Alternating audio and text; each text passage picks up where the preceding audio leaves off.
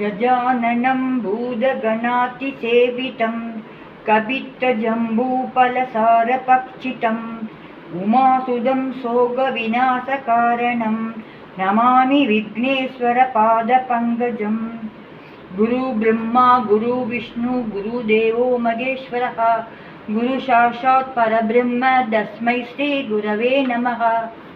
लिङ्गाष्टकम्। ब्रह्ममुरारिसुराचितलिङ्गं निर्मलपासितशोभितलिङ्गं जन्मजदुःखविनाशकलिङ्गं तत्प्रणमामि सदा शिवलिङ्गम्। देवमुनिप्रवराचितलिङ्गं कामहदहं करुणाकरलिङ्गं रावणतर्पविनाशनलिङ्गं तत्प्रणमामि सदा शिवलिङ्गम्।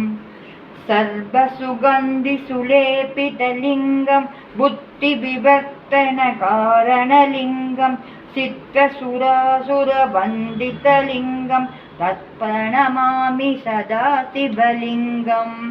कनकमहामणिभूषितलिङ्गं पणिपदिवेष्टितशोभितलिङ्गं दक्षसुजञ्जनविनाशनलिङ्गं तत्प्रणमामि सदा शिवलिङ्गम्।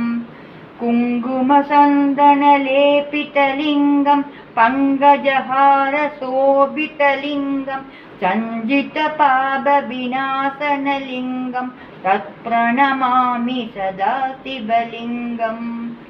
देवकनाचितसेवितलिङ्गं पावयर्भक्तिप्रवेशकलिङ्गं दिनकरगौरीप्रभाकरलिङ्गं तत्प्रणमामि सदा शिवलिङ्गम्।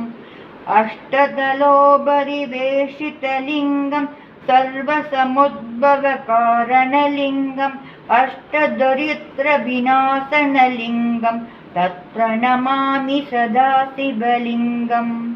सुरगुरुसुरवरभूजितलिङ्गं सुरवणपुष्पसदाचितलिङ्गं परात्परं परात्मकलिङ्गं तत्प्रणमामि सदा शिवलिङ्गम्। लिङ्गाष्टकम्। इदं पुण्यं यदे बडेत् शिवसन्निधौ शिवलोकमवाप्नोति शिवने सह मोदते।